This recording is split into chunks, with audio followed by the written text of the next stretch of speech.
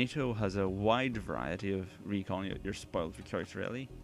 So let's start off with the ERC 90 again. This is a French recon. It's quite a nice little unit. Its advantage is it's 95, so it has no problem keeping up with any NATO advance. Disadvantage is the basic version only has good optics. I think if you upgrade, you get some very good optics. Its range is good, so it won't be too thirsty on supplies.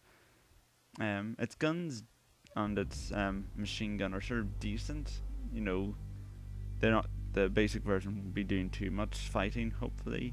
And at 45 it is quite expensive, but what you're paying for basically is its speed and its, you know, its range. This is a very good deep penetration scouting vehicle that can also deal a bit of damage to light defenses. Pay a bit more and you get the AMX 10RK.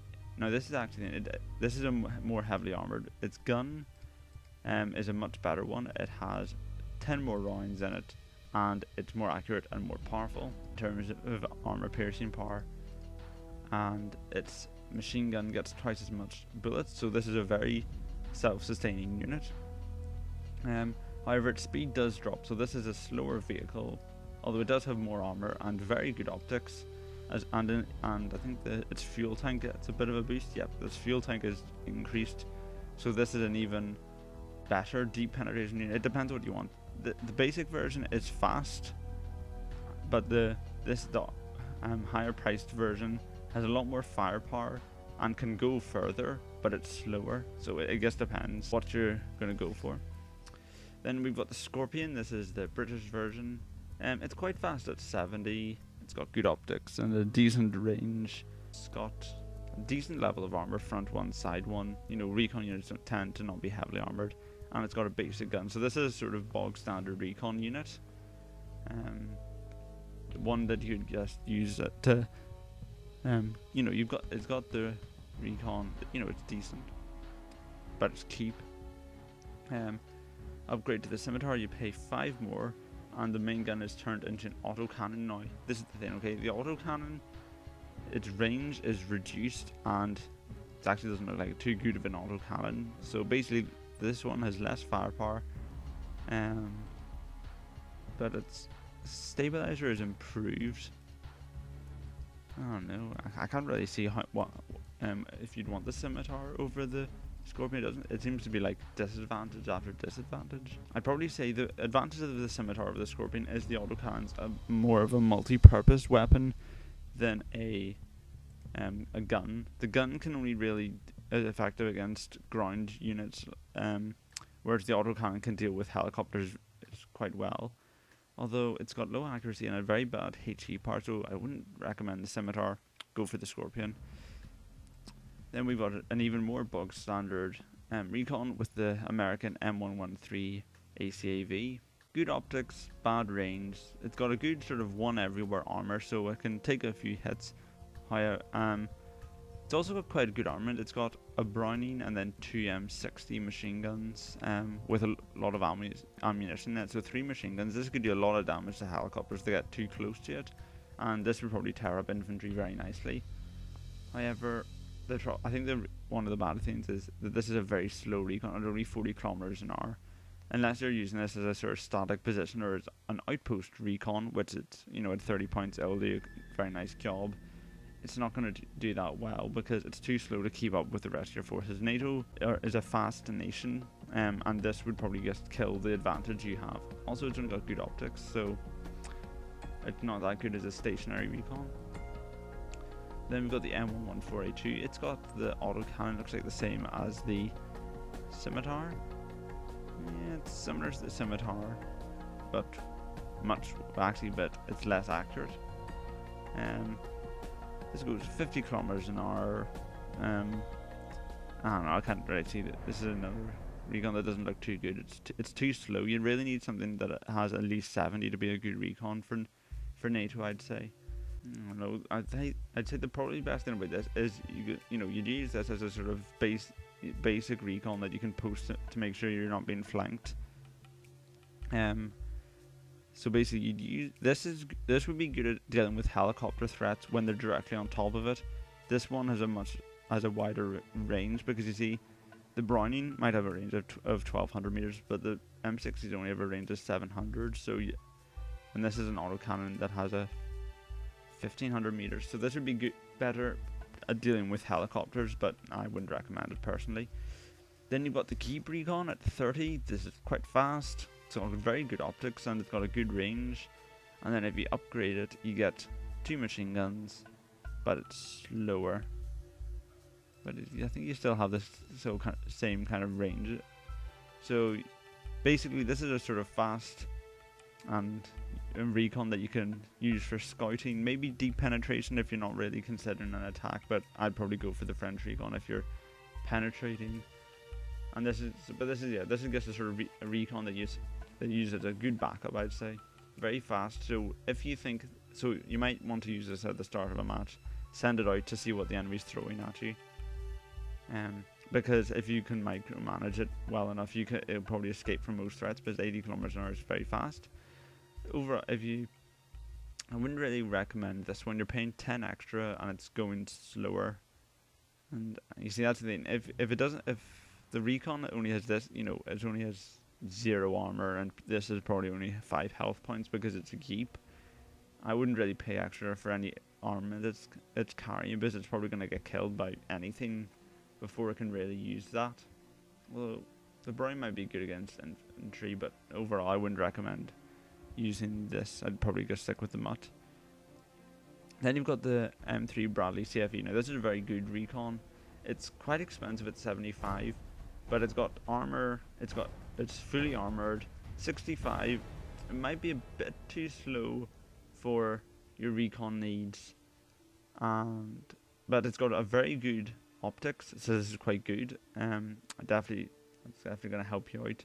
Its range doesn't look to be that good, but what sells is its armament. It's got the Bushmaster autocannon, which has an excellent range.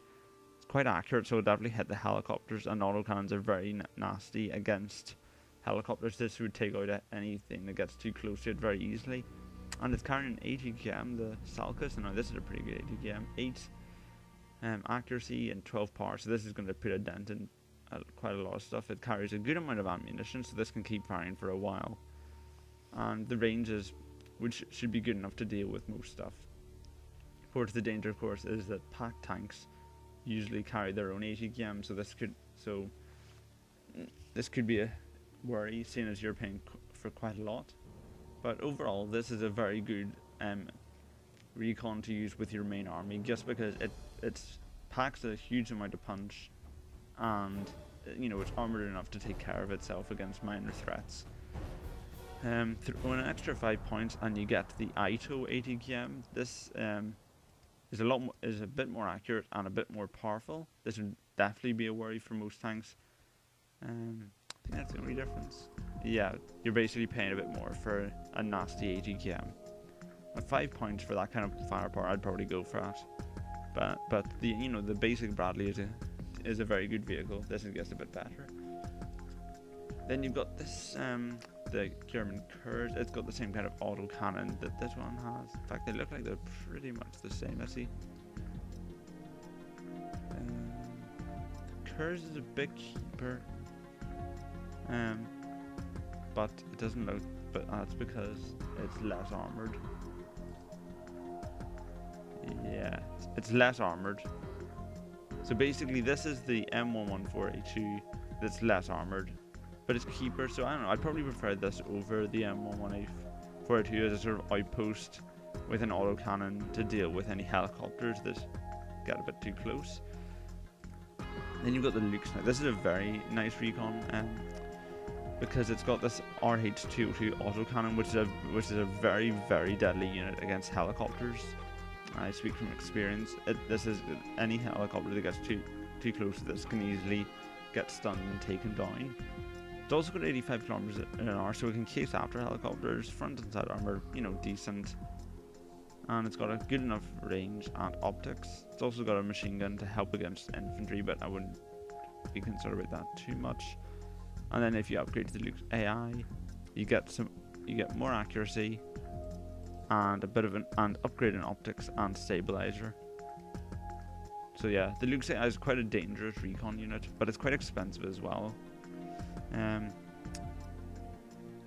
Again, this could be quite good as a sort of hunter-killer, like deep penetration recon unit, but they're similar to the French Urk, I'd say again. But the trouble is it costs a bit too much. 50 and 60 seems quite a lot for a unit that could very easily die to an enemy defensive line.